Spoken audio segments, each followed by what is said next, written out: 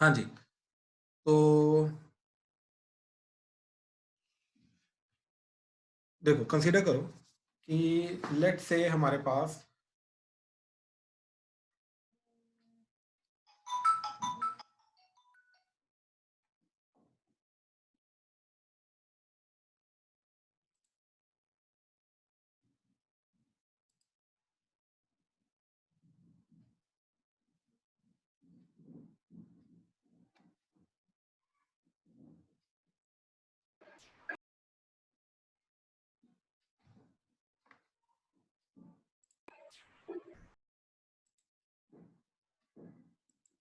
हाँ जी,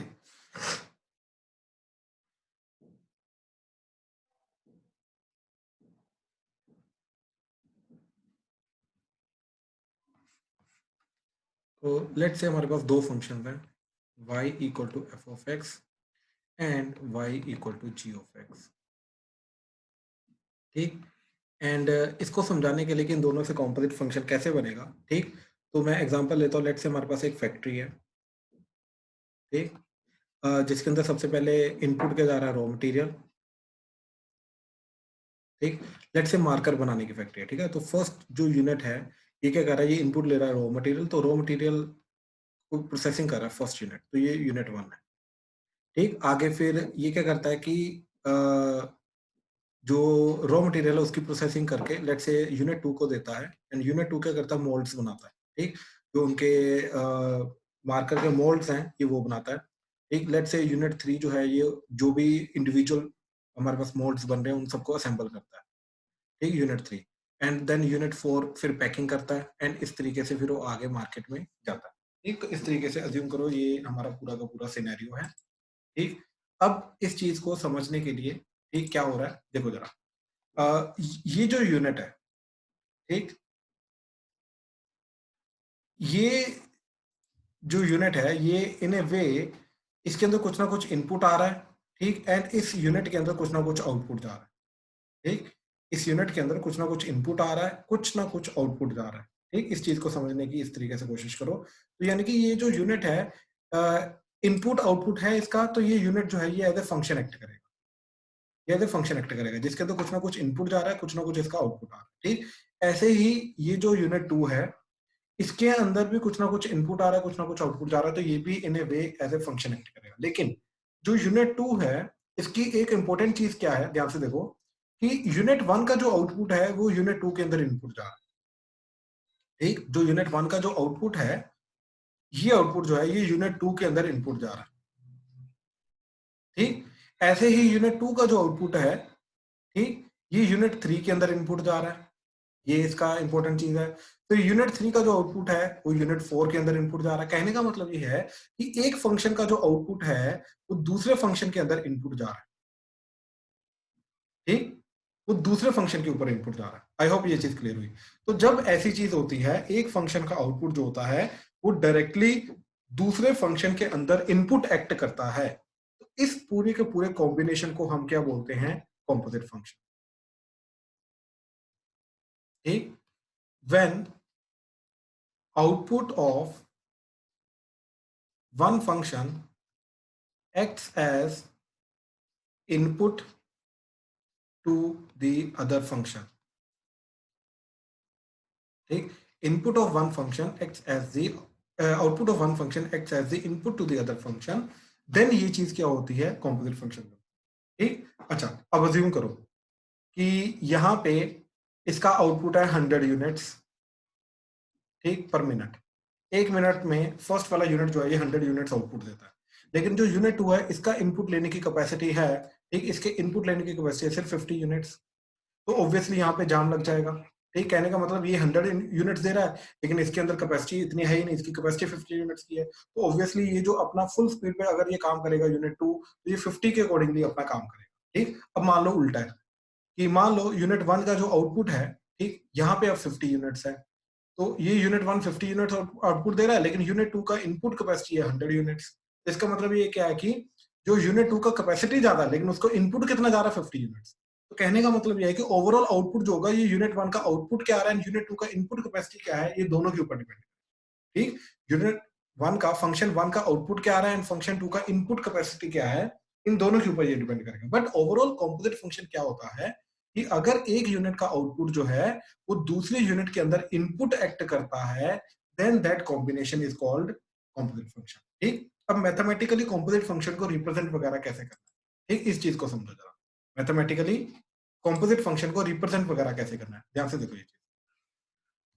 अगर मैंने ये चीज लिखी y equal to F of g of x,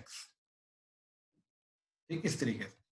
अब इस चीज को ध्यान से देखना, ठीक, क्या चीज है, अगर मान लो x को मैंने 1 पुट किया, ठीक, तो लेट से g ऑफ 1 जो है वो है 2 एंड जो f ऑफ 2 है लेट से उसकी वैल्यू है 4।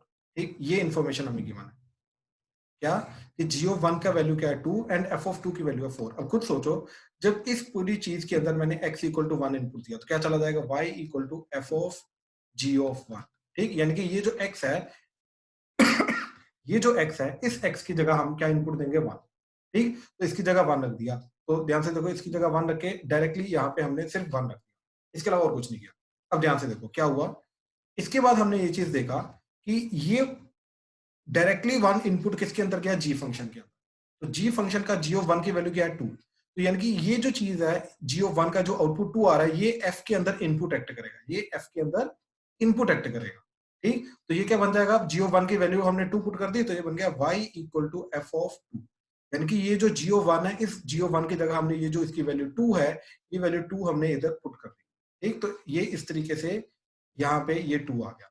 अब हमने देखा कि f ऑफ 2 की वैल्यू क्या है 4, एफ ऑफ 2 की वैल्यू 4 है तो यहाँ पे बन गया y इक्वल टू 4। तो कहने का मतलब ये है कि y equal to F of g of x, ये जो फंक्शन है, ठीक, इसके अंदर x को अगर हम 1 देंगे इनपुट तो y की वैल्यू टोटल जो आउटपुट है वो 4 आएगा। तो ये चीज हमें बहुत अच्छे से क्लियर होनी चाहिए। तो अगर इस तरीके से हो रहा है, ठीक, इस तरीके से होने का मतलब क्या है कि देखो सबसे पहला इनपुट जा रहा है इसके अंदर x के अंदर, ठीक, इस x के अंदर जब इनपुट गया तो उसके बाद जो g ऑफ x का आउटपुट है, ठीक, उसके बाद ये वाली चीज काम की। ठीक, फिर ये जो चीज है g ऑफ x का आउटपुट ये इनपुट गया एज ए f के अंदर, फिर हमारा ये वाली चीज काम की, ये वाली चीज काम, f वाली चीज काम की। तो इस तरीके से फिर फाइनल f का आउटपुट कैलकुलेट हुआ। ठीक है, तो ध्यान से देखो 3 लेयर्स यहाँ पे मैंने बनाने की कोशिश की है। ठीक, पहली लेयर क्या है कि ये वाला जो चीज है दैट इज x इनपुट जा रहा है, x इनपुट के अकॉर्डिंगली सबसे पहले क्या कैलकुलेट होगा, g ऑफ x कैलकुलेट होगा, फिर इस g ऑफ x के अकॉर्डिंगली ये इनपुट जाएगा f के अंदर, फिर f of g of x calculate होगा, इस तरीके। तो अगर ये चीज कैलकुलेट हो रही है, इस तरीके से चीजें हमारी कैलकुलेट हो रही हैं, तो इस चीज को बोलते हैं कॉम्पोजिट फंक्शन। अगेन, एक फंक्शन का आउटपुट अगर दूसरे फंक्शन के अंदर इनपुट एक्ट करता है then that thing is called composite function. और इन फंक्शंस का जो डेरिवेटिव होता है उनको निकालने के लिए जो रूल चाहिए रहता है उस रूल को बोलते हैं चेन रूल। ठीक है, दैट इज ठीक है डिफरेंट थिंग, उस चीज को हम बाद में देखेंगे। ठीक, बट ये मैं इसलिए साथ साथ में बता रहा हूँ क्योंकि 11th में ऑलरेडी तुम चेन रूल देख चुके हो, तो तुम्हें ये रिकॉग्निशन होनी चाहिए, देख के पता चल जाना चाहिए कि यस चेन रूल अगर लगता है तो वो कॉम्पोजिट फंक्शंस के अंदर सॉरी लगता है। ठीक, अब नेक्स्ट थिंग इज कि इसका एग्जांपल्स। ठीक है, तो let's take the examples, example के थ्रू क्लियर होगा then I will take your doubts. ठीक है, तो एग्जांपल देखो। ठीक है, ये हम एनसीईआरटी का एग्जांपल लेके जा रहे हैं, ठीक, कॉम्पोजिट फंक्शन का। ठीक है, ध्यान से देखो क्या बोल रहा है वो, लेट f इज फ्रॉम 2 3 4 5 से लेके 3 4 5 9। ठीक, ये चीज, एंड g इज फ्रॉम 3 4 5 9 से लेके 7 11 15। ठीक, इस तरीके से, and be defined as these two functions are defined as f of 2 is equal to 3, f of 3 is equal to 4, f of 4 is equal to f of 5 is equal to 5, and g of 3 is equal to g of 4 is equal to 7. ठीक, g of 5 is equal to g of 9 is equal to 11. ठीक, वो बोल रहा है कि find Gauff. ये Gauff का मतलब क्या होता है, g of f of x, इस चीज का मतलब, इस चीज को गॉफ बोलते हैं। ठीक, तो ये चीज हमें फाइंड करनी है।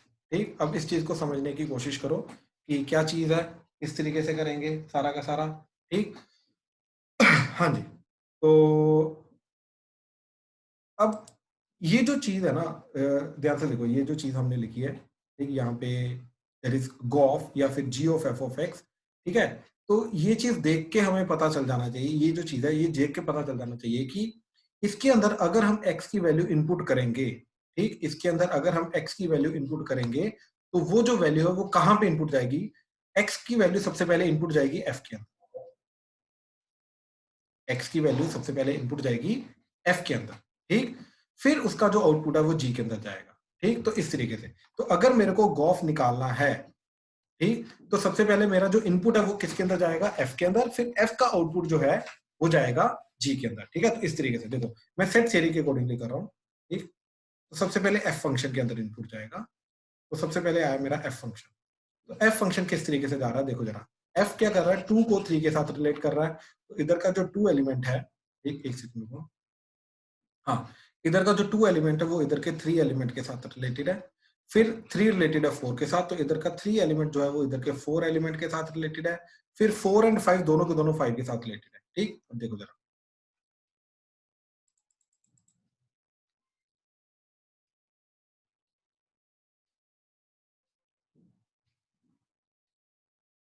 हाँ जी, तो 4 एंड 5 दोनों के दोनों 5 के साथ रिलेटेड है,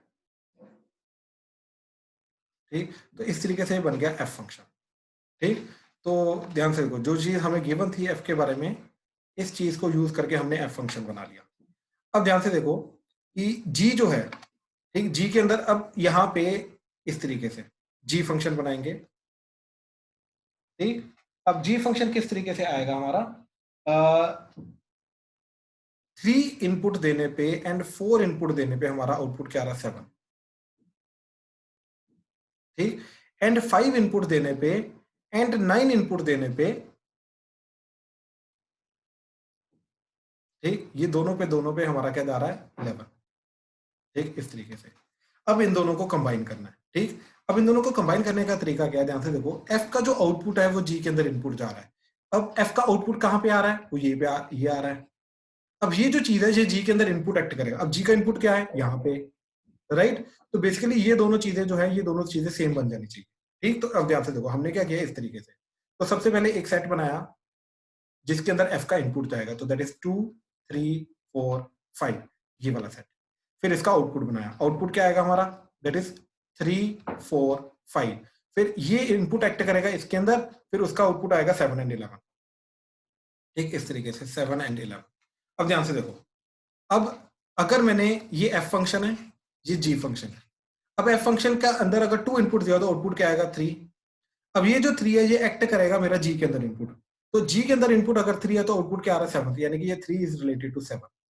अब एफ के अंदर अगर इनपुट दिया 3, एफ के अंदर इनपुट 3 देने पे आउटपुट क्या आ रहा है? 4, तो ये दिस इज रिलेटेड टू 4। अब जी के अंदर इनपुट जो 4 है दैट इज रिलेटेड टू 7, यानी कि this is also related to 7।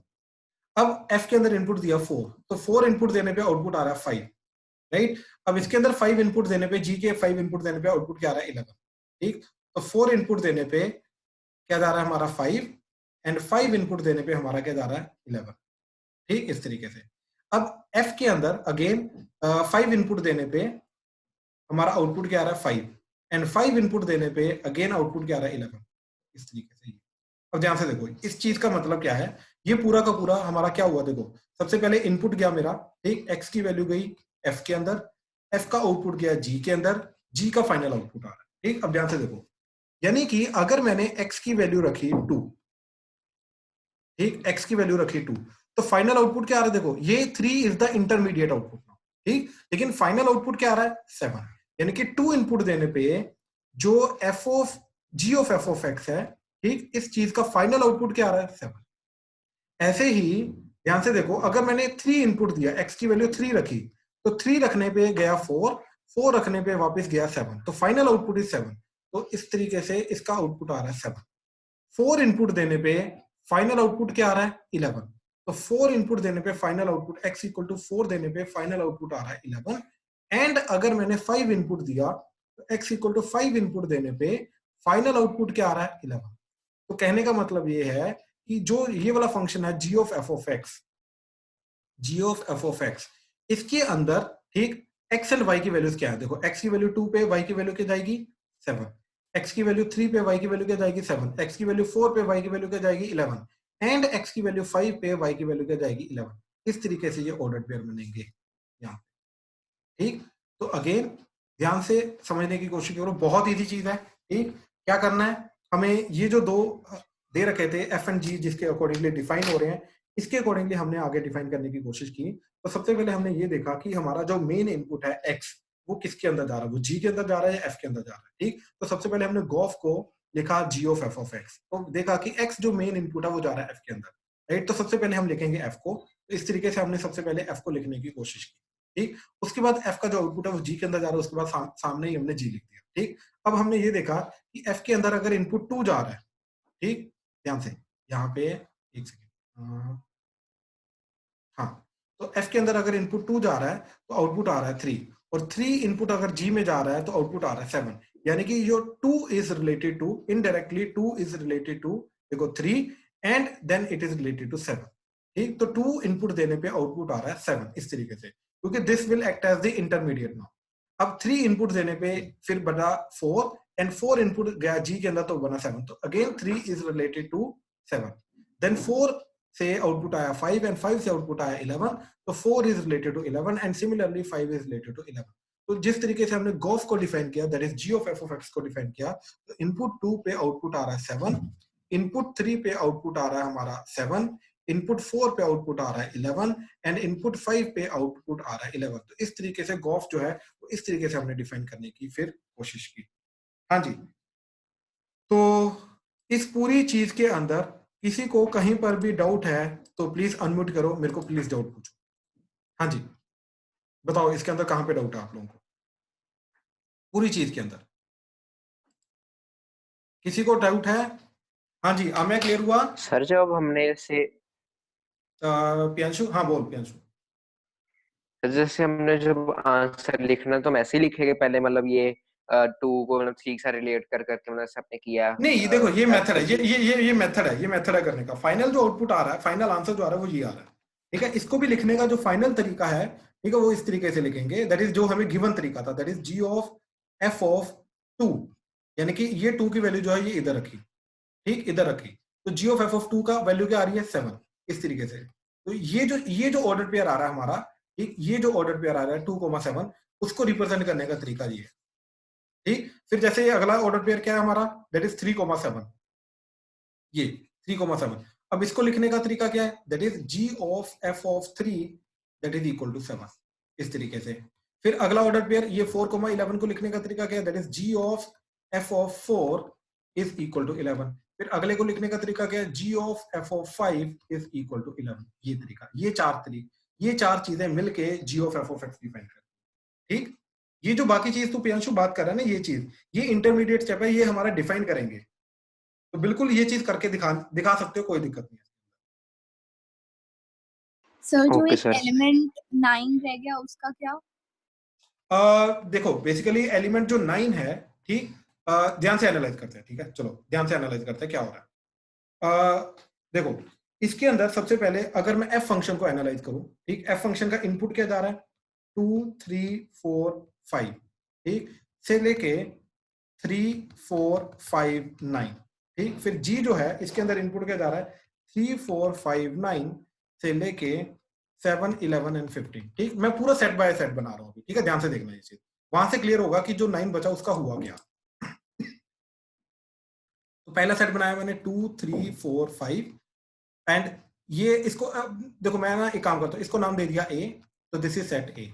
इसको नाम दे दिया बी, तो इस तरीके से हमारा सेट बी बना, ठीक, दैट इज 3 4 5 9। अब ध्यान से देखो ये वाला जो पर्टिकुलर सेट है और ये वाला जो पर्टिकुलर सेट है ये दोनों सेम है, तो अगर ये बी है तो ये भी बी होगा, ठीक, 3 4 5 9 3 4 5 9, ठीक। एंड देन इस सेट को नाम दिया हमने सी, इस तरीके से ये बन गया सी, दैट इज 7 11 एंड 15। अब ध्यान से देखना सारे कि ये एफ फंक्शन है, ये क्या कर रहा है, ए सेट को बी के साथ रिलेट करने की कोशिश कर रहा है। कैसे, अभी हमने स्टार्टिंग में एक्सप्लेन किया था, क्या क्या दे रखा है हमारा, दैट इज एफ ऑफ 2 3 दे रखा है, तो ये चीजें मैं दोबारा नीचे लिखता हूँ, ठीक, क्या दे रखा है, दैट इज हाँ जी, तो हमें दे रखा है f of 2 is equal to 3, f of 3 is equal to 4 f of 4 is equal to f of 5 is equal to 5 and g of 3 is equal to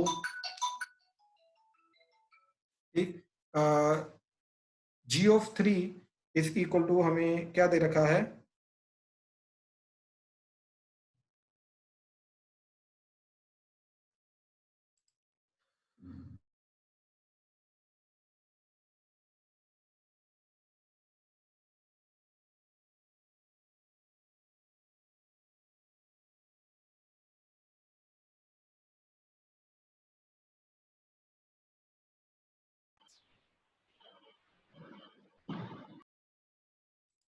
हाँ जी, तो क्या बोल रहे थे हम कि g of 3 जो है हमें जो दे रखा है, ठीक, that is again g of 3 is equal to g of 4 is equal to 7 दे रखा है and g of 5 is equal to g of 9 is equal to 11 दे रखा है। ठीक है, अब ध्यान से देखो इस चीज के अकॉर्डिंगली जो 2 है this is related to 3 and 3 is related to 4 and 4 is related to 5 and 5 is related to 5। अब ध्यान से देखो इसका मतलब ये है कि जो b के अंदर ये जो 9 है ये कभी आउटपुट आ ही नहीं रहा, यानी कि जो f फंक्शन है it is not onto, ये ऑन टू नहीं है। क्यों? क्योंकि 9 का कोई भी प्री इमेज नहीं है। ठीक, अब ध्यान से देखो तो 9 यहाँ पे एज इट इज रहेगा। ठीक, अब ध्यान से देखो g के अंदर इनपुट गया 3, अब g के अंदर इनपुट जब 3 गया तो 3 क्या रिलेट कर रहा है 7 को, 4 भी रिलेट कर रहा है 7 को, 5 भी रिलेट कर रहा है 11 को, ठीक, 9 भी रिलेट कर रहा है 11 को। लेकिन ध्यान से देखो ये चीज कि यहाँ पे हो क्या रहा है कि ये जो 9 है अगर मैं कंप्लीट चेन लेके जाऊं f एंड g की, ठीक, देखो अगर मैं सिर्फ g की बात करूं, सिर्फ इसकी बात करूं तो definitely 9 will act as input. लेकिन अगर मैं कंप्लीट चेन की बात करूं, ठीक, तो f का आउटपुट 9 कभी आ ही नहीं रहा। तो अगर f का आउटपुट कभी 9 आ ही नहीं रहा तो 9 के अकॉर्डिंगली जो ये जो 11 आउटपुट आ रहा था ये कभी आएगा ही नहीं। तो 11 जो आउटपुट है अब ये 5 के अकॉर्डिंगली आएगा, ये 9 के अकॉर्डिंगली आएगा ही नहीं। एंड सिमिलरली ये 15 कभी भी आउटपुट नहीं आएगा, ये एज इट इज रहेगा। ठीक, तो इन एलिमेंट्स को हम छेड़ेंगे नहीं, ठीक, ये रहेंगे सेट्स के अंदर, लेकिन ये कभी भी एज ए इनपुट या आउटपुट कभी भी ये एक्ट ही नहीं करेंगे, तो इनको एज इट इज रखेंगे। आई होप क्लियर हुआ ये चीज। Yes sir. ठीक है, हाँ जी, अब बताओ किसी को कोई और डाउट है तो प्लीज।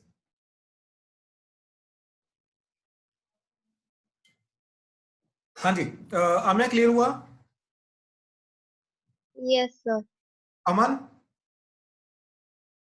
Yes, sir. ठीक, Kritesh? Yes, sir. Aryan? Yes, sir. Joshi साहब? Yes. ठीक, सर अब क्लियर हुआ तेरे को? Yes, sir. Clear है। ठीक, रूपल क्लियर है आपको? हाँ जी सर, क्लियर है। ठीक है, ठीक है, ठीक है, ठीक है, चलो अब नेक्स्ट एग्जांपल में जा रहे हैं इसकी। ठीक, अब इसको समझने की कोशिश करना। हाँ जी, तो अच्छा यहां से ना तुम्हें ये चीज देख के क्लियर हो जानी चाहिए, ठीक, कि f of g of x का मतलब क्या है। ठीक, इसको पहली बात तो लिखने का तरीका होता है फॉग, ऐसे, it's one and the same thing. क्या कि f of g of x is nothing but fog. इसका मतलब क्या होता है कि इनपुट जाएगा x के अंदर, फिर सबसे पहले कैलकुलेट होगा g of x and g of x का आउटपुट जाएगा f के अंदर, फिर फाइनल आउटपुट आएगा f of g of x। ठीक, तो इसको लिखने का तरीका क्या होता है फॉग। ठीक, ऐसे ही जो g of f of x है, ठीक, इसका मतलब क्या होता है g ऑफ f x, तो गॉफ। ठीक, इसको बोलते हैं फॉग, इसको बोलते हैं गॉफ। ठीक, एंड सिमिलरली जो g ऑफ x है, ठीक, इसका मतलब क्या होता है Gogh. And f of x है, इसको लिखने का शॉर्टकट तरीका क्या होता है फॉफ, इस तरीके से। तो ये नाम तुम्हें पता होना चाहिए, देख के पता चल जाना चाहिए कि किस फंक्शन की बात हो रही है। ठीक, ये चीज हमें देख के पता चल जानी चाहिए। ठीक, अच्छा अब चलो आगे आगे चल रहे हैं। अब जैसे देखो एग्जांपल फिर से, लेट से वो बोल रहा है कि f इज फ्रॉम 1,3,4 से लेके 1,2,5। ठीक, एंड g इज फ्रॉम 1,2,5 से लेके 1,3। ठीक, एंड गिवन बाय f जो है that is given by 1,2, 3,5 and 4,1 and g is given by 1,3, ठीक, 2,3 and 5,1, ठीक, 1,3, 2,3, 5,1। अब वो बोल रहे find gof, again gof find करना है। गॉफ का मतलब g of f of x find करना है, ठीक, ये चीज हमें फाइंड करनी है। तो सबसे पहले इनपुट किसके अंदर जा रहा है, f के अंदर, ठीक, तो सबसे पहले हम f लिखने की कोशिश करेंगे और f का इनपुट क्या है 1,3,4, तो इस तरीके से देखो 1, 3, 4 एंड ये f फंक्शन है, ये किसके साथ रिलेट कर रहा है 1 to 5 के साथ, तो 1 2 5।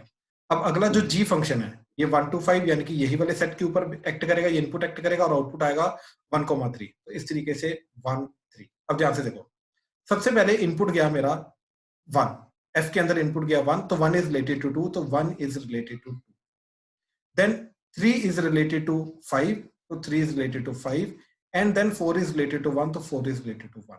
अब आ जाओ g के ऊपर, तो g के अंदर अगर 1 इनपुट गया तो 1 इज रिलेटेड टू 3, तो ये 1 is related to 3, 2 is related to 3, तो ये 2 इज रिलेटेड टू 3 एंड ये 5 इज रिलेटेड टू 1, मतलब ये 5 इज रिलेटेड टू 1, ठीक। अब ध्यान से देखना, कहने का मतलब ये है कि जो g of f of x है इसके अंदर x एंड y, तो x की वैल्यू गई 1, तो फाइनल आउटपुट 1 का क्या आ रहा है, देखो 1 से गया 2, 2 से गया 3, तो फाइनल आउटपुट आया 3, फिर इनपुट गया 3, ठीक, तो 3 से गया 5 एंड 5 से गया 1, तो फाइनल आउटपुट आया 1, फिर गया 4, तो 4 इनपुट दिया, तो 4 से गया मेरा 1 एंड 1 से गया फिर 3, तो फाइनल आउटपुट 3 आया।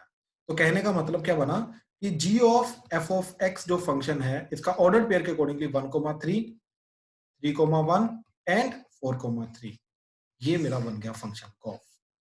हाँ जी, क्लियर हुआ क्या किया, ध्यान से देखो जरा, किसी को कोई भी डाउट है तो प्लीज पूछो। ये बता दो कि स्कूल में मतलब करना कैसे, लिखना कैसे पेपर में। सेम तरीके से जैसे मैं अभी डायग्रामेटिकली बना के दिखा रहा हूँ, सेम तरीके से करना तुम्हें।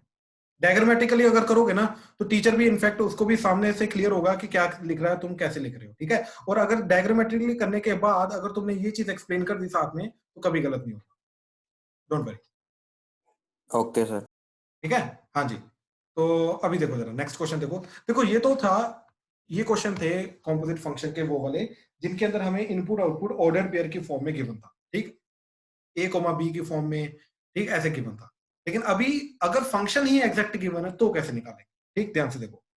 मान लो 7th क्वेश्चन है जिसके अंदर बोल रहा है कि f is from r to r given by f of x is equal to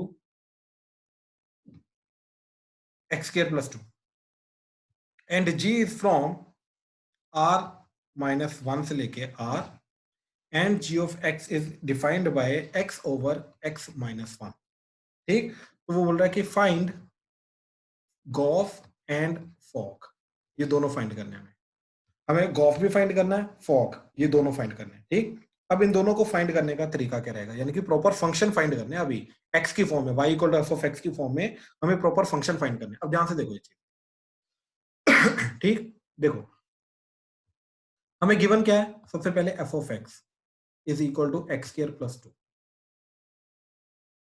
ठीक, एंड हमें निकालना क्या है, f of g of x, सबसे पहले तो ये निकालना है। अब ध्यान से देखो कि ये पर्टिकुलर चीज के अंदर इनपुट जा रहा है x और इस पर्टिकुलर चीज के अंदर इनपुट जा रहा है g ऑफ x। कहने का मतलब ये है कि इस x की जगह, इस x की जगह जहां जहां पे x आ रहा है वहां पे g ऑफ x रख दूं, तो ये पूरी की पूरी स्टेटमेंट क्या बन जाएगी, f of g of x is equal to, ये x की जगह क्या आ जाएगा, g ऑफ x, तो ये बन जाएगा g ऑफ x का स्क्वायर प्लस 2, इस तरीके से, ठीक।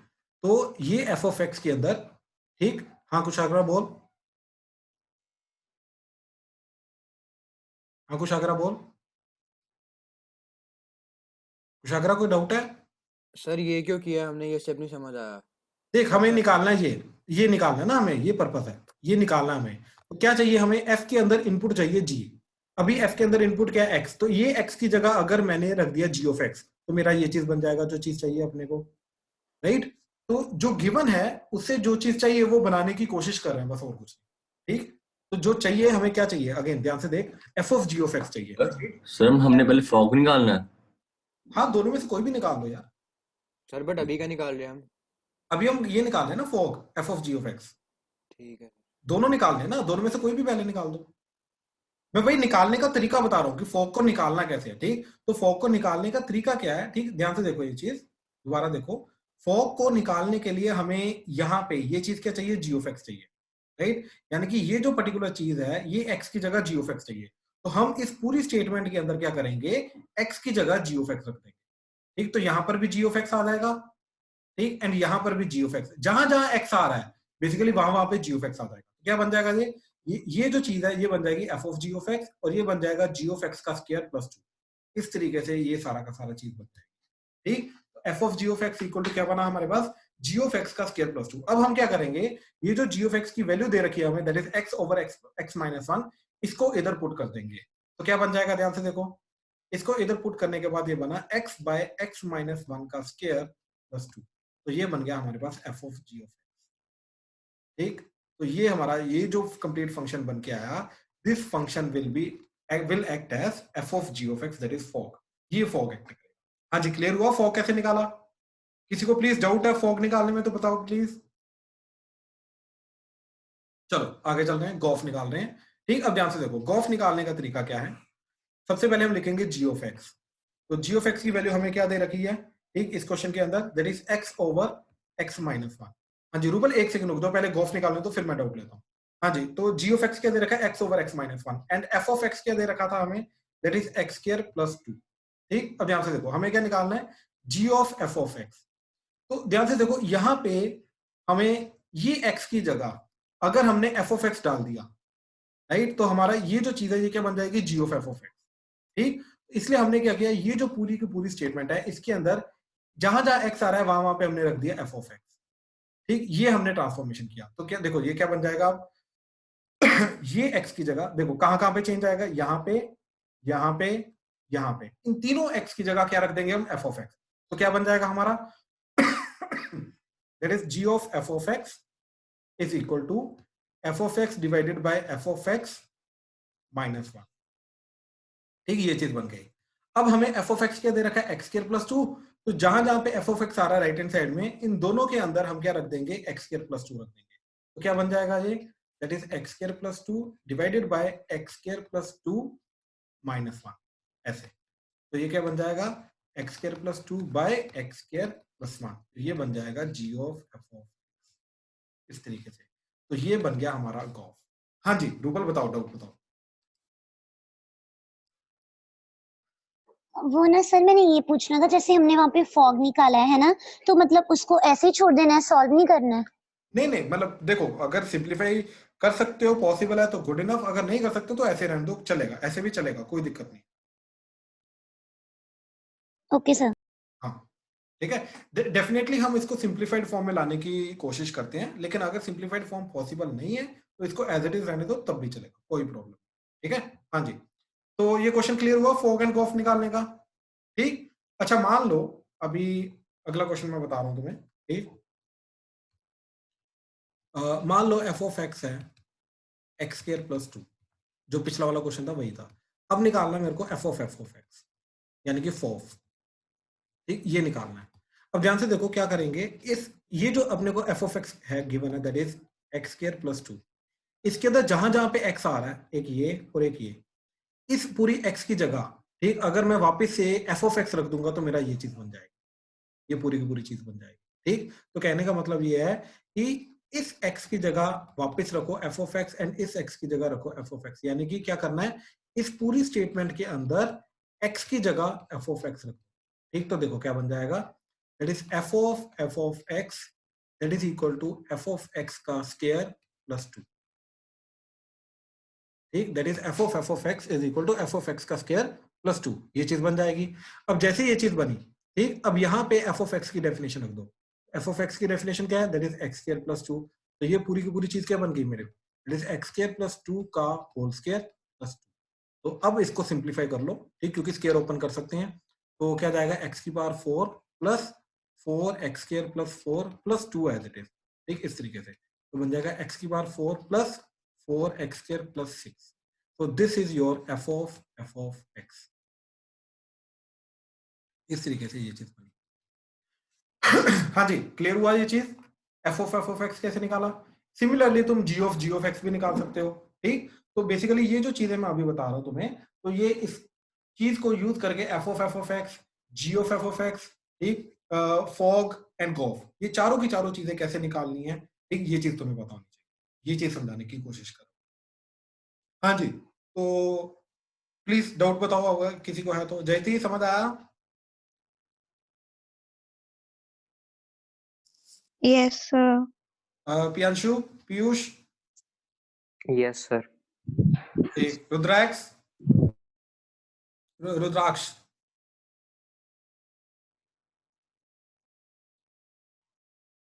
Yes sir. ठीक ठीक ठीक, सक्षम, क्लियर हुआ तेरे को? यस उदय, सर। उदय, यस सर, क्लियर। ठीक है ठीक है ठीक है ठीक है। आरव, क्लियर है तेरे को?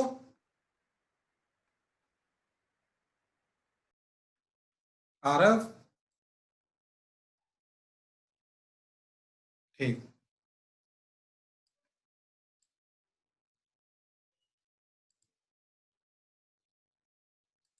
चलो आगे चल रहे हैं अभी, ठीक। Let's take some more examples, ठीक है। अभी जो क्वेश्चन करा रहा हूँ ये एनसीईआरटी के क्वेश्चन हैं, ठीक, इनको ध्यान से देखने की कोशिश करना, ठीक। हाँ जी, तो क्या बोल रहा है वो कि क्वेश्चन है, if F of x is 3x plus 4 by 5x minus 7 and g of x is 7x plus 4 by 5x minus 3, ठीक। show that g of f of x is identity function and fog is identity function। अब I hope तुम्हें identity function याद है क्या होता है। Basically y equal to x is identity function, यानी कि ये चीज x बन जानी चाहिए, ये भी चीज x बन जानी चाहिए, तो इसको आइडेंटिटी फंक्शन बोलते हैं, ठीक। तो फॉग एंड गॉफ दोनों का आंसर जो है ये x आना चाहिए। अगर तो ये फॉग एंड गॉफ दोनों का आंसर हमारा x आ रहा है, तो इन दैट केस इस फंक्शन को आइडेंटिटी फंक्शन बोलेंगे, ठीक है, आई से रिप्रेजेंट करते हैं, ठीक। तो अब ध्यान से देखो दोनों के अकॉर्डिंगली ये जो एफ ऑफ एक्स गिवन है, ठीक, that is 3x plus 4 divided by 5x minus 7 and g of x is equal to 7x plus 4 divided by 5x minus 3, ठीक। ये जो दोनों चीजें गिवन है, सबसे पहले हमने क्या किया, इसके अंदर, ठीक, x की जगह g of x रख दिया,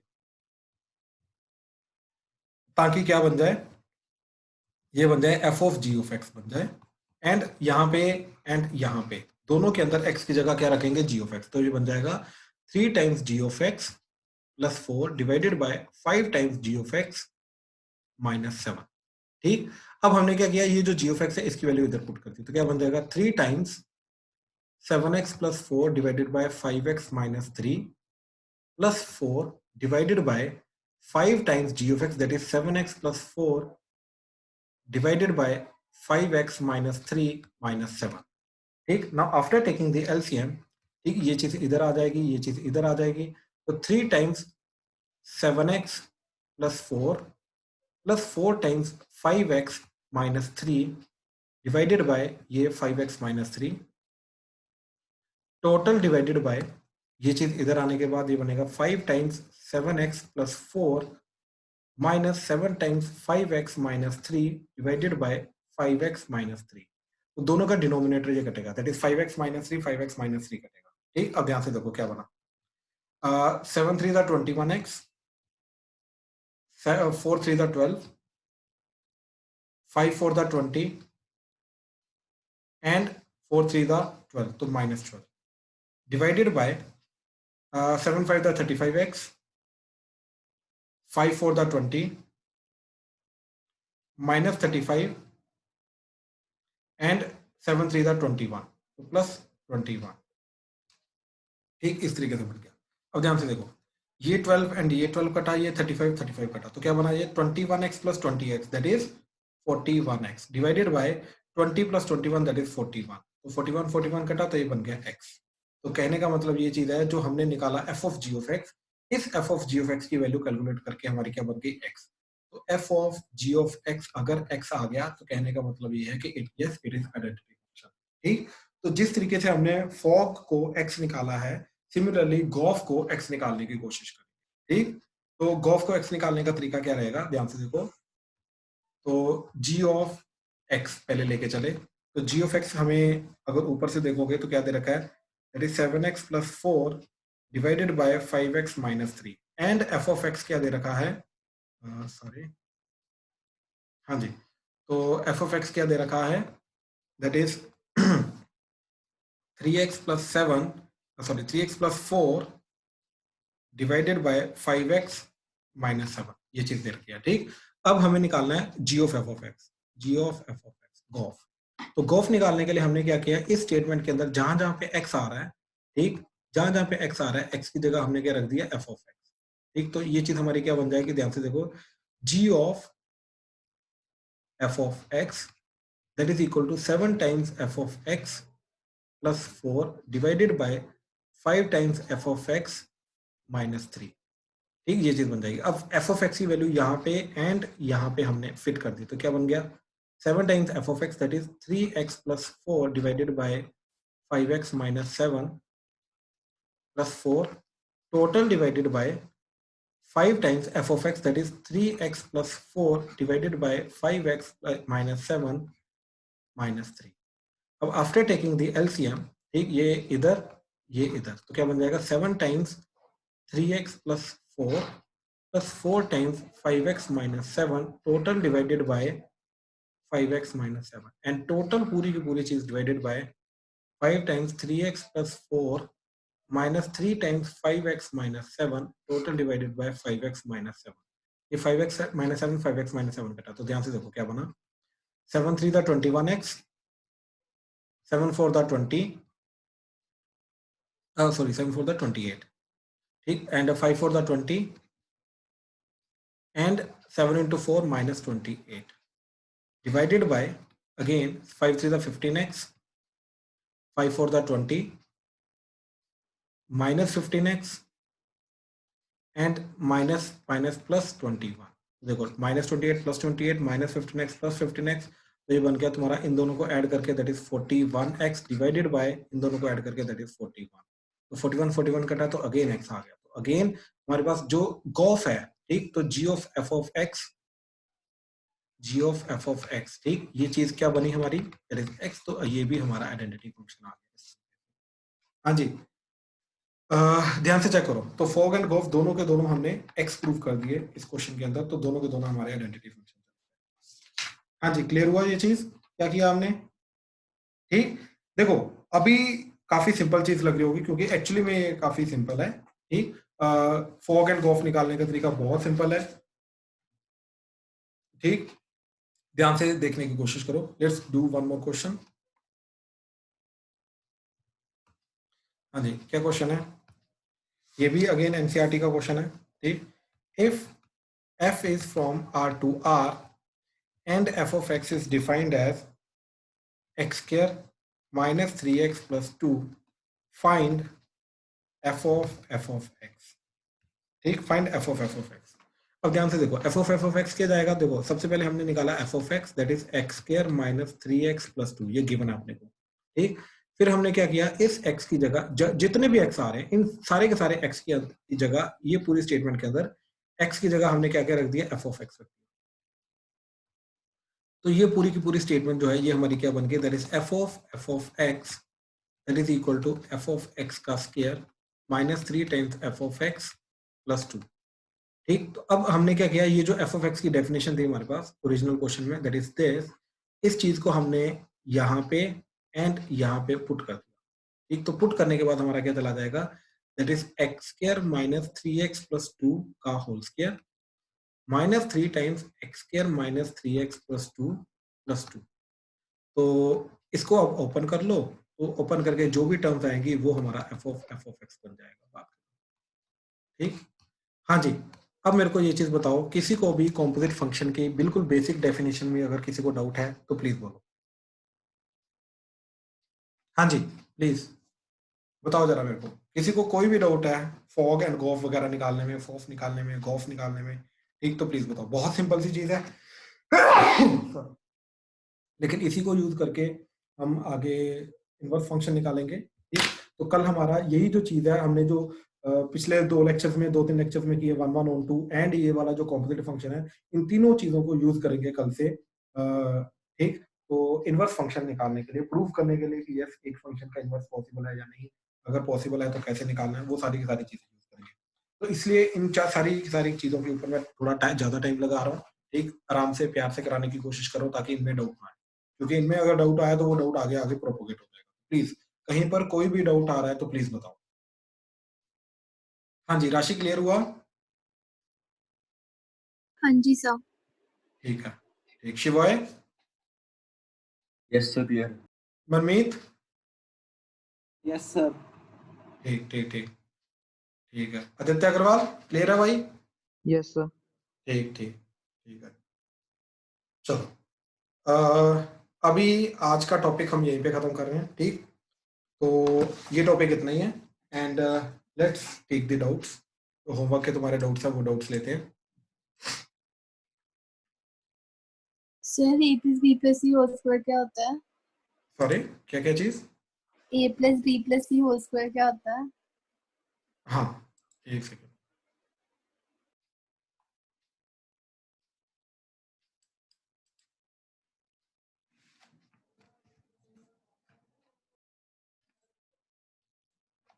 हाँ जी, आप आइडेंटिटी पूछ रहे हैं a plus B plus c का whole square, so that is equal to a square plus b square plus c square plus 2ab plus 2bc plus 2ac, ठीक।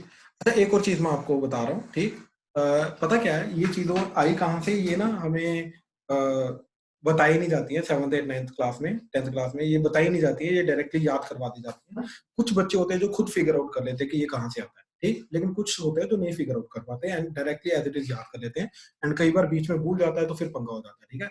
इनको निकालने का बहुत सिंपल तरीका, ध्यान से देखो। ये चीज क्या लिख रखी है, a plus B plus C multiply by a plus B plus C, तभी तो जाके स्क्वायर बनेगा। अब ध्यान से देखो क्या बना, a स्क्वायर ab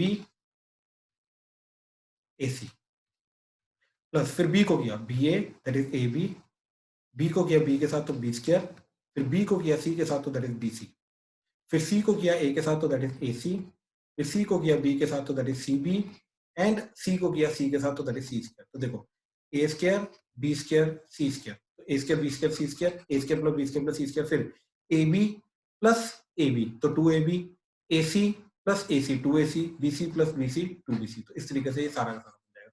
आपकी जितनी भी आइडेंटिटीज हैं वो इस तरीके से आप ओपन करके निकाल सकते हो, सारी की सारी आइडेंटिटीज निकाल सकते हो इस तरीके से, ठीक है।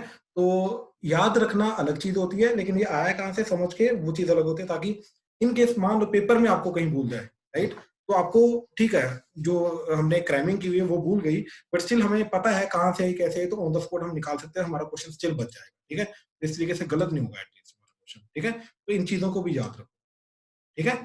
अच्छा, हाँ जी, चलो होमवर्क डिस्कस कर रहे हैं। तो होमवर्क के अंदर मैंने तुम्हें, लेट मी सी होमवर्क क्या था हमारा, आई थिंक एनसीईआरटी मिसलेनियस का होमवर्क दिया था मैंने एंड एक्सरसाइज दी थी सारी की सारी करने के लिए।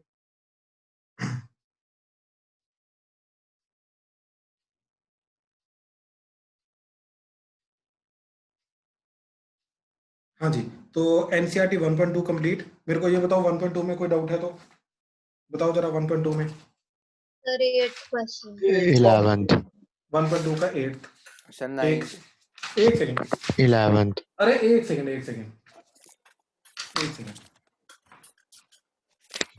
8th 9th 11th और चलो 8th 9th 11th 8th का बी पार्ट। हाँ वो ऑन टू वाला ना। देखो जरा 8th का तो काफी सिंपल क्वेश्चन है, ठीक। लिखने में थोड़ी प्रॉब्लम हो जाती है, हमें पता नहीं चलता क्या क्या लिखना है, कैसे लिखना है, ठीक। तो ध्यान से देखो जरा उसको, क्या दे रखा है 8th क्वेश्चन में, let A and B are two sets, ठीक, let a and b are two sets and then a function f from a cross b to b cross a is defined as f of a, b का जो output है that is b, a आ रहा है, ठीक। अब हमें prove करना है कि दिस इज बाइजेक्टिव। बाइजेक्टिव मतलब 1 1 एंड ऑन टू, ये प्रूव करना है। ठीक, तो 1 1 के लिए हमने क्या किया। ठीक, अच्छा ध्यान से देखो, इस फंक्शन के अंदर जो इनपुट जा रहा है अगेन एक ऑर्डर पेयर जा रहा है, राइट। तो 1 1 प्रूव करने के लिए जो हम पहले f of x1 equal to f of x2 करते थे, अब यहाँ पे एक ऑर्डर पेयर को दूसरे ऑर्डर पेयर के साथ इक्वल करने की कोशिश करेंगे। तो that is f of a1, b1 equal to f of a2, b2, इसको इक्वल करेंगे। अब f of a1, b1 की वैल्यू क्या आ जाएगी, देखो जरा, ये आ जाएगा a1 चला जाएगा इधर एंड b1 आ जाएगा इधर, तो यानी कि इसकी वैल्यू आएगी b1, a1 एंड इसकी वैल्यू आएगी b2, a2। अब अगर खुद सोचो, ये अगर दोनों बराबर हैं तो your b1 obviously must be equal. Order pair कब बराबर होते हैं? ऑर्डर पेयर तब बराबर होते हैं जब इनकी फर्स्ट वाला वैल्यू बराबर होती है एंड सेकंड वाली वैल्यू बराबर होती है। तो हमें क्या मिला, b1 equal to b2 and a1 is equal to a2। अब इस चीज का मतलब क्या है? एक्चुअली में इस चीज का मतलब जो पहले हम लिखते थे x1 इक्वल टू x2, तो इसका मतलब वही है, दैट इज ऑर्डर पेयर बराबर होने चाहिए। तो इस चीज का मतलब क्या गया, दैट इज ऑर्डर पेयर बराबर होने चाहिए तो ही जाके हमारा आउटपुट बराबर होगा। इस चीज का मतलब क्या चला गया, इट इज 1। इसमें कोई डाउट आ रहा है तो प्लीज बोलो, ये जो 1 1 किया। सर इसमें 2 इक्वेशंस बन गए तो ये मैनी वन नहीं होगा? नहीं, एक्चुअली में आप लग रहा है कि ये 2 इक्वेशन बन रही है, लेकिन ये दोनों इक्वेशन मिलके, देखो ये जो ऑर्डर पेयर इनपुट जा रहा है ना आमिया, ये जो ऑर्डर पेयर के अंदर जो 2 वैल्यूज आ रही है a1 b1, इन दोनों का कॉम्बिनेशन बन के फिर एक इनपुट बन रहा है बाय द वे। तो ये a1 और b1 अलग अलग चीजें नहीं है, ये एक ही चीज है पहली बात। तो ये कहने का मतलब ये जो 2 इक्वेशन आई, इन दोनों का कॉम्बिनेशन एक इक्वेशन बन रही है हमारी, दैट इज एक ऑर्डर पेयर बन रहा है। तो ये जो 2 इक्वेशन बन रही है, ये क्या बोलने की कोशिश कर रहा है, that is a1, a2 is equal to b1, b2, इस तरीके से ये जो चीज लिख रही है। ठीक, तो है 2 इक्वेशन, लेकिन ये दोनों इक्वेशन एक्चुअली में एक ऑर्डर पेयर की इक्वालिटी को जस्टिफाई कर रही है। समझ आया ये चीज? हाँ जी सर। ठीक ठीक ठीक ठीक है, तो इस तरीके से 1 1 चला गया। सर एक बार फिर से बता दो। हाँ जी, दोबारा बता दो। ठीक है, रुको जरा, मैं ना दोबारा फिर स्टेप बाय स्टेप लिखता हूँ, इसमें थोड़ी सी कंफ्यूजन हो जाती है, कोई बात नहीं।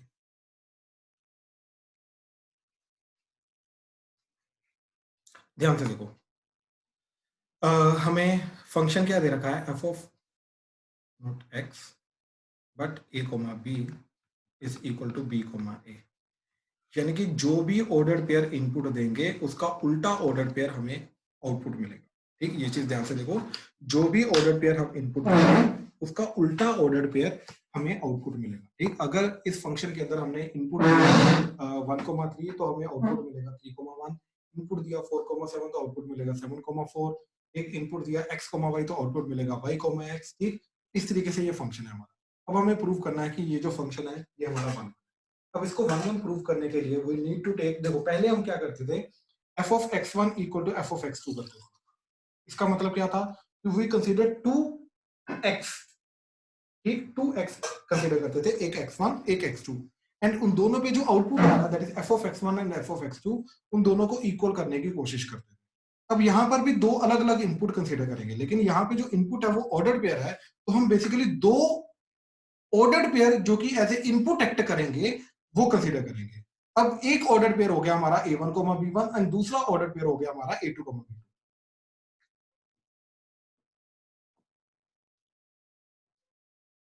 हाँ जी, देखो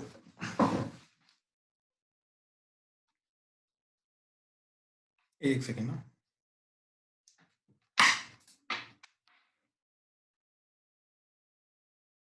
हाँ जी, तो देखो जरा, तो एक इनपुट हमने कंसीडर किया a1, b1 एंड एक इनपुट कंसीडर किया हमने a2, b2। ठीक, अब इस इनपुट के अकॉर्डिंगली हम देख रहे हैं आउटपुट क्या आ रहा है, that is f of a1, b1 and इस इनपुट के अकॉर्डिंगली आउटपुट क्या आ रहा है, that is f of a2, b2। ठीक, ये अब इन दोनों को इक्वल कर दिया, तो ये जो स्टेप है this is equal to f of x1 equal to f of x2 by the way. अब यहाँ से हम क्या बोलते थे, यहाँ से हमें क्या मिलना चाहिए, x1 इक्वल टू x2 मिलना चाहिए, यानी कि दोनों इनपुट बराबर हैं ये मिलना चाहिए हमें। यानी कि इस चीज को सॉल्व करके हमें क्या मिलना चाहिए कि ये जो ऑर्डर पेयर है और ये जो ऑर्डर पेयर है ये दोनों ऑर्डर पेयर बराबर हैं। देखो ध्यान से, इन दोनों स्टेटमेंट्स को इक्वल प्रूव करके हमें क्या मिलना चाहिए, that both inputs are same. तो इस इनपुट ये वाली स्टेटमेंट से हमें क्या मिलना चाहिए, that both input are same. और इनपुट क्या है इस केस में, ऑर्डर्ड पेयर, तो यानी कि हमें मिलना चाहिए बोथ द ऑर्डर्ड पेयर, ये वाला ऑर्डर्ड पेयर एंड ये वाला ordered pair, both the ordered pair are equal. अब एक ऑर्डर्ड पेयर को दूसरे ऑर्डर्ड पेयर के साथ इक्वल होना है अगर, तो उसका फर्स्ट पार्ट भी इक्वल होना चाहिए, सेकंड पार्ट भी इक्वल होना चाहिए। यानी कि इनडायरेक्टली अगर हमें ये मिलना, आउटपुट आना चाहिए कि ये दोनों ऑर्डर्ड पेयर बराबर है, तो हमें मिलना चाहिए कि A1 is equal to A2 and B1 is equal to B2। हमें ये स्टेटमेंट मिल जानी चाहिए, और डायरेक्टली ये स्टेटमेंट मिल जानी चाहिए। ये स्टेटमेंट, ये दो स्टेटमेंट मिल जानी चाहिए, या ये एक स्टेटमेंट मिल जानी चाहिए, दोनों में से कोई भी स्टेटमेंट मिली चलेगा। ठीक, अब ध्यान से देखो, इसका आउटपुट क्या आ रहा है, उल्टा ऑर्डर पेयर हो जाएगा, दैट इज B1, A1। इसका क्या बन जाएगा, दैट इज B2, A2। अब ये दोनों ऑर्डर पेयर बराबर कब होंगे, जब B1 B2 के बराबर होगा, फर्स्ट वाला पार्ट बराबर होगा, that is B1 is equal to B2 होगा, एंड सेकंड वाला बराबर होगा, that is A1 is equal to A2 हो जाएगा। अब ध्यान से देखो, ये दोनों स्टेटमेंट्स का जो कॉम्बिनेशन है, ठीक, ये दोनों स्टेटमेंट्स का कॉम्बिनेशन है कि A1, B1 is equal to A2, B2, यही दो स्टेटमेंट्स का कॉम्बिनेशन है। तो हेंस इससे हमें क्या मिला कि इनपुट्स आर आल्सो इक्वल। तो अगर इनपुट इक्वल है तो hence this function must be 1 1, ये 1 1 होना चाहिए। हाँ जी, बेसिकली पता क्या हो रहा है, जो हमने रिलेशंस के अंदर किया था, जिसके अंदर A is related to B वगैरह होता था, उसके अंदर भी जब हमने, याद करो, वहां से हम लेके गए थे ऑर्डर्ड पेयर के अंदर, तो ऑर्डर्ड पेयर जब इनपुट जा रहा था तब भी दिक्कत आई थी। तो ये भी फंक्शन ऐसा ही है कि इस फंक्शन के अंदर जो इनपुट जा रहा है it is an ordered pair, इसलिए आई थिंक आपको दिक्कत आ रही है, बट अदरवाइज इस क्वेश्चन में कुछ है नहीं है। ठीक, तो इसके क्वेश्चन के अंदर जो हमें फाइनल 1 1 के अंदर आउटपुट मिलना चाहिए वो ये है कि दोनों ऑर्डर्ड पेयर जो है वो दोनों ऑर्डर्ड पेयर बराबर होने चाहिए। तो इसलिए A1, B1 should be equal to A2, B2, वो हमने फाइनली प्रूव करने की कोशिश की। अगर ये चीज प्रूव हो गई इसका मतलब ये है कि ये 1 1 होगा। हाँ जी, अब बताओ, क्लियर हुआ? अभी भी डाउट है तो प्लीज बोलो। क्लियर हो गया सर। ठीक ठीक ठीक ठीक है, चलो अभी आगे चल रहे हैं, इसको ऑन टू प्रूव करना है। अब इसको ऑन टू प्रूव करने के लिए ध्यान से देखो क्या चीज है। देखो f is from A cross B to B cross A। ठीक, तो हमने किया let B, A belongs to B cross A। इस चीज का मतलब क्या है, कोडोमेन का हमने एक एलिमेंट लिया। ठीक, दिस इज कोडोमेन, तो कोडोमेन को बिलोंग करने वाला एक एलिमेंट लिया। ठीक, अब हमने ये बोला कि कोडोमेन अगर ये B, A अगर B क्रॉस A को बिलोंग कर रहा है, तो इस चीज का मतलब क्या है, that is your B belongs to B and A belongs to A। ठीक, इसी तरीके से होता है ना हमारा, कि ये जो फर्स्ट वाला एलिमेंट होता है ये फर्स्ट वाले सेट को बिलोंग करेगा, जो सेकंड वाला एलिमेंट है ये सेकंड वाले सेट को बिलोंग करेगा, यानी कि your B belongs to capital B and small a element belongs to capital A set. तो ये चीज होगी। अब इसका मतलब ये है कि अगर मैंने इसका उल्टा ऑर्डर पेयर बनाया A, B, then that must belong to A cross B। तो कहने का मतलब यह है कि अगर B क्रॉस A को बिलोंग कर रहा है, ठीक, B, A जो है, B, A ऑर्डर पेयर अगर B क्रॉस A को बिलोंग कर रहा है, तो इस B, A के अगेंस्ट हमेशा हमें एक A, B इसका उल्टा ऑर्डर पेयर हमेशा हमें मिलेगा जो कि A क्रॉस B को बिलोंग करेगा। हाँ या ना? ये चीज समझ आई? ध्यान से देखो, इस चीज को दोबारा समझने की कोशिश करो। दैट इज, क्या मैं इसको किस तरीके से बोलूंगा, that is for every B, A that belongs to B cross A, we have A, B that belongs to A cross B। ये होगा ही होगा। बेसिकली हर एक ऑर्डर पेयर का उल्टा ऑर्डर पेयर तो बना ही सकते हैं। तो अगर एक order pair B cross A को बिलोंग कर रहा है, तो उसका उल्टा ऑर्डर पेयर जो होगा वो A क्रॉस B को बिलोंग करेगा। तो यहां से कहने का मतलब ये है कि हर B, A ऑर्डर पेयर जो कि B क्रॉस A को बिलोंग कर रहा है, उसका उल्टा ऑर्डर पेयर A, B जो कि A क्रॉस B को बिलोंग करेगा, ये हमेशा पॉसिबल है। ठीक, अगर ये चीज पॉसिबल है such that f of A, B is equal to B, A, ये होगा, यानी कि कोडोमेन के हर एक एलिमेंट के लिए हमें डोमेन के हर एक एलिमेंट, मतलब उसका हर एक एलिमेंट का प्री इमेज एग्जिस्ट करेगा। क्यों? क्योंकि हर एक B, A का उल्टा A, B एग्जिस्ट करेगा। Hence it is onto. तो ये तो हमने प्रूव कर दिया क्या, कि कोडोमेन के हर एक एलिमेंट का डोमेन के हर एक एलिमेंट के अंदर कोई ना कोई एलिमेंट उल्टा ऑर्डर पेयर होगा ही होगा, जो उसका इमेज बन जाए, प्री इमेज बन जाएगा। तो हेंस ये चीज ऑन टू होगी। ठीक, इसके अंदर सिर्फ लिखने का तरीका आता है, लेकिन एक्चुअली में समझने का और करने का चीज कुछ भी नहीं है। हाँ जी, बताओ जरा। हाँ जी ऋषु बोल। दोबारा समझा दो एक बार। देख, मैं अभी ना, तू अभी अपना माइक ऑन रख, ठीक है, साथ साथ में बात करते रहते हैं। ठीक, हेलो ऋषु। Yes sir. हाँ, हाँ तो ध्यान से देख, ऑन टू फंक्शन को प्रूव करने का तरीका क्या है? समझ आया, हाँ जी, बस लास्ट स्टेप नहीं समझ आया। लास्ट स्टेप देख क्या था, हमने क्या किया, हमने अज्यूम किया कि बी कोमा ए जो है वो डोमेन को बिलोंग कर रहा है, ठीक। अब जो इसका उल्टा वाला होगा ए कोमा बी, ये किसको बिलोंग करेगा? ए क्रॉस बी को बिलोंग करेगा। Now what is our A cross B? ठीक, ध्यान से देख, what is our A cross B? A cross B is nothing but domain. यानी कि कहने का मतलब ये है कि वो हर एक एलिमेंट, हर एक ऑर्डर पेयर जो कि कोडोमेन को बिलोंग कर रहा है, उसके अगेंस्ट उसका उल्टा वाला जो ऑर्डर पेयर है वो अपना किसको बिलोंग करेगा? वो डोमेन को बिलोंग करेगा। यानी कि हर एक आउटपुट के लिए बी कोमा ए के लिए हमारे पास ए कोमा बी होगा ही होगा, जो कि ये बिलोंग करेगा बी क्रॉस ए को एंड ये बिलोंग करेगा ए क्रॉस बी को। तो हेंस अगर हर एक एलिमेंट को डोमेन के लिए हमारे पास एक डोमेन में प्री इमेज है, तो वो क्या फंक्शन होगा? वो ऑन टू। Yes sir. ठीक है, क्लियर हुआ ना? हाँ जी बोलो सर। ये वाला अभी भी नहीं समझ आ रहा। क्या हुआ, क्या चीज नहीं समझ आ रही? सर ये कर कैसे रहे, कंसेप्ट नहीं समझ आ रहा है इसमें। ऑन टू वाला? हाँ जी सर। देख अभी तू बात करता रहे, ठीक, ध्यान से समझने की कोशिश कर। ऑन टू फंक्शन प्रूव कैसे करते थे? ठीक, ऑन टू फंक्शन को प्रूव करने के लिए हम क्या करते थे? ठीक, दोबारा देख जरा, ओ सॉरी, ऐसे ही ले लो। हाँ, ऑन टू फंक्शन को प्रूव करने के लिए हम क्या बोलते थे कि ये अगर कोडोमेन है, एक कोडोमेन का हर एक एलिमेंट का कोई ना कोई प्री इमेज है डोमेन के अंदर, यही बोलते थे हम। यस। ये चीज तो क्लियर है ना? Yes sir. हाँ ठीक है।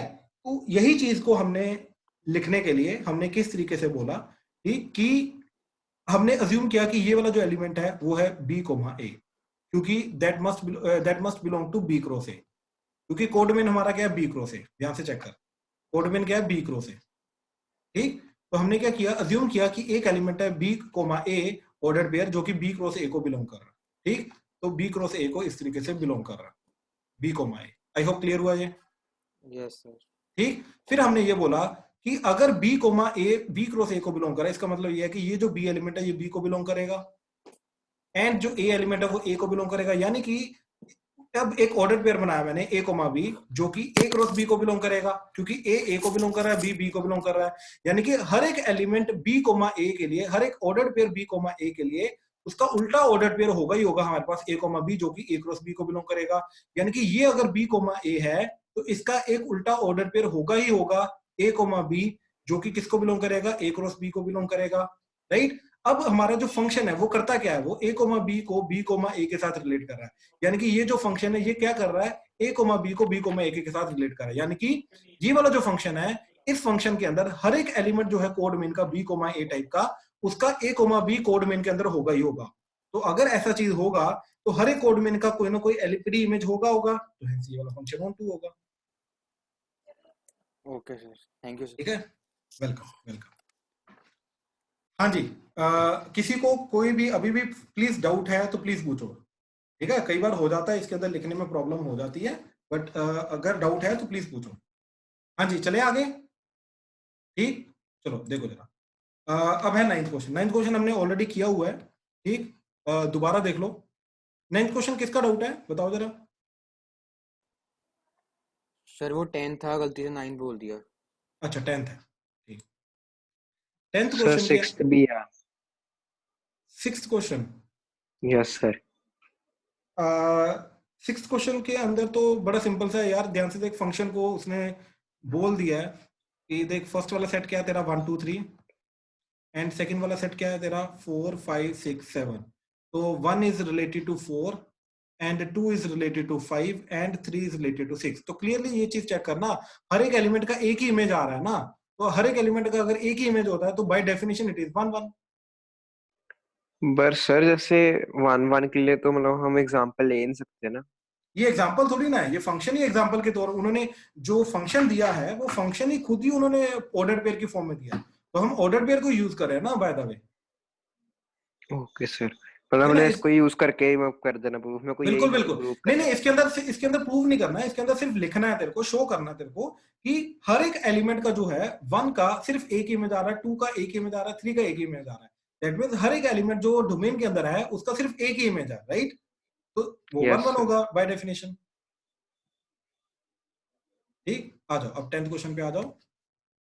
10th क्वेश्चन क्या बोल रहा है कि ए सेट है हमारा ऑल रियल एक्सेप्ट 3 ठीक। एंड बी सेट है हमारा all real except 1। Consider a function f from a to b, that is f of x is equal to x minus 2 divided by x minus 3।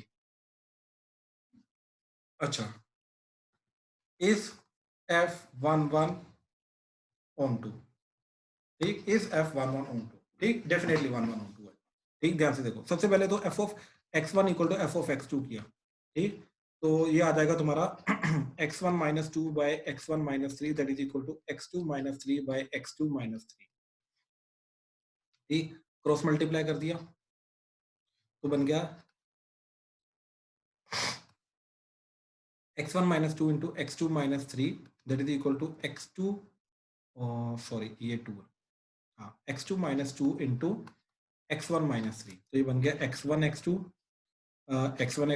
minus 3 x1 minus 2 x2 and plus 6 that is equal to x1 x2 minus 2 x1 minus 3 x2 and plus 6, तो 6 कटा, x1 x2 कटा, ठीक, तो -3 x1 -2 x2 that is equal to -2 x1 -3 x2, ठीक। अब एक काम किया, इसको इधर लेके आए एंड इसको इधर लेके गए, तो ये -3 x2 इधर आके हो जाएगा आपका 3 x2 एंड ये -2 x2 as it is, that is equal to, ये चीज इधर जाके नेगेटिव पॉजिटिव हो जाएगी, तो 3 x1 और ये चीज -2 x1, ठीक। अब यहां से देखो, ये बन गया x2 is equal to x1, तो हेंस इट इज 1 1, तो 1 1 तो हो गया।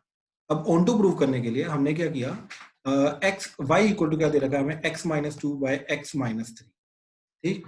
हमने क्रॉस मल्टीप्लाई किया तो बन गया ये xy माइनस, देखो xy and minus 3y that is equal to x minus 2, ठीक। इसको इधर लेके गए एंड x को इधर ले आए, तो ये बन गया -3y उधर जाके 3y minus 2 एंड ये इधर आके xy minus x, तो x को मना के y minus 1, ठीक, that is equal to 3y minus 2, तो x की वैल्यू क्या बनी, 3y minus 2 by y minus 1, ठीक। अब x इक्वल टू एवरीथिंग, याद है मैंने ये बताया था, x इक्वल टू एवरीथिंग करने के बाद, ठीक, अब हम क्या बोलेंगे, ये जो y है, ठीक, y किसको बिलोंग कर रहा है, ऑब्वियसली कोड मेन को, ठीक। तो अब हमें ये प्रूव करना है कि इस for every y that belongs to code main there exists this x such that f of x is equal to y होगा। तो अगर ये चीज प्रूव हो जाती है तो ऑब्वियसली वो फंक्शन क्या होगा, हमारा ऑन टू फंक्शन होगा, ठीक। ये चीज हमारा क्या बताएगा कि हर एक y के लिए हमारे पास कोई ना कोई x है, ठीक, such that f of x is equal to y हो रहा है। तो हमने क्या किया, f of x निकाला, f of x is nothing but f of x की वैल्यू हमने पुट की, दैट इज ये चीज, that is 3y minus 2 divided by y minus 1। अभी आज मैंने बताया कॉम्पोजिट फंक्शन कैसे निकालते हैं, ठीक। तो f of this अगर निकालना है मेरे को, तो f of x जो मेरे को दिया दे रखा है, f of x क्या दे रखा है मेरे को, that is x minus 2 by x minus 3, तो इस x की जगह हम क्या रखेंगे, ये पूरी की पूरी चीज, तो क्या आ जाएगा 3y minus 2 by y minus 1 minus 2, ये न्यूमरेटर बना, ठीक। फिर डिनोमिनेटर बनेगा 3y minus 2 by y minus 1 minus 3, ठीक। इस तरीके से न्यूमरेटर डिनोमिनेटर बन गया। अब ये क्रॉस मल्टीप्लाई करके इधर, ये क्रॉस मल्टीप्लाई करके इधर, तो ये बन गया 3y minus 2 minus twice of y minus 1 divided by y minus 1 total divided by, ठीक, 3y minus 2 minus 3 times y minus 1 divided by y minus 1, तो ये y minus 1 y minus 1 कटा, ठीक। So that is equal to 3y minus 2 minus 2y minus minus plus 2 divided by 3y minus 2 minus 3y minus minus plus, ठीक, तो that is 3।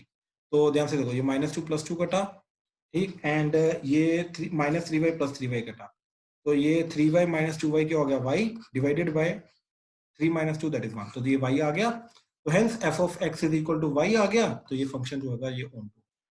हाँ जी, clear हुआ, Kushagra clear हुआ? Yes sir इसमें direct x minus 2 की value नहीं put कर सकते क्या, किसकी, x minus 2 जैसे ऊपर नहीं नहीं नहीं नहीं, बिल्कुल भी नहीं, ध्यान से देख, x इक्वल टू एवरीथिंग निकाल के फिर करते हैं, ओके सर, ठीक। अच्छा 11th क्वेश्चन, वैसे उससे मतलब आ गया था नहीं नहीं नहीं, वो गलत है, आ भी गया गलत है, पहले बोलो, स्कूल में डायरेक्टली गलत करेंगे वो, कोई नंबर इनफैक्ट हो सकता है नेगेटिव मार्क्स ना दे दे, बाकी क्वेश्चन के बिना काट देते रहे, गुस्से में आ ओके जाए। सर। हाँ, ये काम मत करना। हाँ जी 11 देखो। हाँ जी सर एक चीज पूछनी थी, हाँ जी बोलो। इसमें ऑन टू फंक्शन में हम पहले जो एफ ऑफ एक्स दिया होता है उसको वाई पुट करते हैं। एफ ऑफ एक्स को वाई पुट करते हैं, बिल्कुल नहीं, एक्चुअली में ये वाई पुट नहीं करते, ये स्टैंडर्ड होता है हमें कि जो एफ ऑफ एक्स है, ठीक, that is nothing but Y. ये स्टैंडर्ड डेफिनेशन के अंदर आता है कि Y equal to F of X होता है हमारा स्टैंडर्ड फंक्शन। हाँ जी आगे बोलो। सर तो हम बाद में जब हम एक्स को निकाल लेते हैं वाई के टर्म्स में, हाँ उसको जी, दोबारा ही F of x is equal to Y कर देते हैं, वो तो ऑब्वियसली ट्रू ही है। नहीं नहीं नहीं नहीं, अब ध्यान से समझो यहाँ पे हो क्या रहा है कि जब हम F of x equal to Y निकाल रहे हैं तो हम ये बोल रहे हैं कि जो भी हमने कंडीशन निकाली है that is X equal to something Y की फॉर्म में निकाला है, तो हर एक वाई के लिए ये एक्स एग्जिस्ट करता है सच दैट ये F of x equal to Y होना चाहिए, क्योंकि हमें ये फंक्शन को ऑन टू प्रूव करना है। तो अंडर दिस कंडीशन ये कंडीशन हमारी वैलिड होनी चाहिए ना, अंडर दिस कंडीशन हमारा ये कंडीशन वैलिड होनी चाहिए। तो डेफिनेटली मैं समझ रहा हूं आपकी बात कि वो हर बार वाई आएगा ही आएगा, राइट। तो इसलिए मैंने आपको क्या बोला था कि y equal to F of X के अंदर जो भी x की फॉर्म में फंक्शंस दिए होते हैं उनको प्रूव करने का ये तरीका है, तो इनके अंदर ये चीज हमेशा आई जाएगी। अब नोट ऑन टू प्रूव करने का तरीका ये नहीं है। नोट ऑन टू के लिए हम क्या करते हैं, कोई ना कोई एक एग्जांपल लेके जाते हैं जिसके अंदर हम ये ढूंढने की कोशिश करते हैं कि कोई ना कोई हमारा एलिमेंट है, ठीक, जिसका कोड में जिसका प्री इमेज एग्जिस्ट नहीं कर रहा। हाँ जी सर। ठीक ठीक। हाँ जी ये क्वेश्चन चेक करो 11th क्वेश्चन के अंदर क्या है, f is from r to r, ठीक, such that f of x is equal to x की पावर 4, ठीक। अच्छा यार x की पावर 4 है तो इसके अंदर +1 इनपुट दो, -1 इनपुट दो, तो ये दोनों के दोनों किसके साथ रिलेटेड है, 1 के साथ, तो ऑब्वियसली ये मैनी 1 हो गया, ठीक, ये 1 1 नहीं है, ये मैनी 1 है, ठीक। अच्छा आप ध्यान से देखो x की पावर 4 का कभी आउटपुट नेगेटिव नहीं आ सकता, लेकिन कोड में क्या ऑल रियल, तो कहने का मतलब यह है कि इसके जो नेगेटिव वाले पार्ट है कोड में के उनका कभी भी हमारा प्री इमेज आएगा ही नहीं, तो हेंस ये क्या बना, नॉट ऑन टू, ठीक। तो it is many one and not onto, it is neither 1 1 nor onto, तो डी ऑप्शन बन गया इसका आंसर 11th का। सर नॉट ऑन टू वाला फिर से समझाना यार। कोड में प्रियांशु क्या आ रहा है, पॉजिटिव नेगेटिव दोनों ऑल रियल है ना, तो पॉजिटिव नेगेटिव दोनों आ रहे हैं, यस सर, ठीक, लेकिन इसका जो आउटपुट होता है, इसका आउटपुट क्या होता है, x की पावर 4 हमेशा पॉजिटिव होता है, नेगेटिव तो आ ही नहीं सकता कभी, ओके सर, ठीक है। तो यानी कि कोड में के जो नेगेटिव वाले पार्ट है इनका कोई भी प्री इमेज है ही नहीं, तो अगर प्री इमेज नहीं है तो ये क्या हुआ तुम्हारा, नाइदर 1 1 नॉर ऑन टू, ठीक है। अच्छा ओके सर, हाँ, तो अभी मैं आज का लेक्चर यहीं पे खत्म करूंगा, ठीक, डाउट्स, क्योंकि मेरा 8:30 पे अगेन दोबारा लेक्चर है, तो जो भी तुम्हारे मिसलेनियस के डाउट्स हैं वो हम कल सॉल्व करेंगे, ठीक है। चलो थैंक यू, डन।